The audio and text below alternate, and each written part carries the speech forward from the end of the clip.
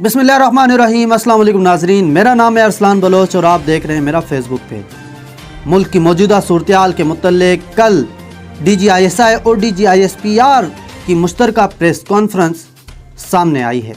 मुल्क के मुख्तलिफ सियासतदानों की तरफ से और PTI चेयरमैन इमरान खान की जानिब से इस प्रेस कॉन्फ्रेंस पर शदीद रद्द अमल सामने आया है और मुल्क के नामवर सहाफ़ियों ने भी इस प्रेस कॉन्फ्रेंस पर शदीद रद्द अमल का इजहार किया है।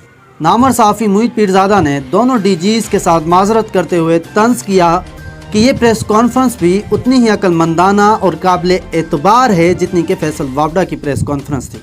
मुईद पीरज़ादा का मज़ीद कहना था कि अरशद शरीफ के इस बहिमाना कत्ल को लेकर ARY, सलमान इकबाल और इमरान खान के मुतल्लिक शक व शुबहात पैदा करना भुट्टो को ढाका में शिकस्त के ज़िम्मेदार साबित करने जैसा है। मुल्क के एक और नामवर सहाफ़ी अनवर लोधी ने तबसरा किया है कि शरीफ खानदान ने जर्नलों के नाम ले लेकर बड़े इल्ज़ामात लगाए, उस पर तो आज तक ऐसी कोई भी प्रेस कॉन्फ्रेंस सामने नहीं आई। जबकि एक और सहाफ़ी साबिर शाकिर का इस प्रेस कॉन्फ्रेंस के रद्द अमल में कहना था कि साइफ़र आज फिर ज़िंदा हो गया है।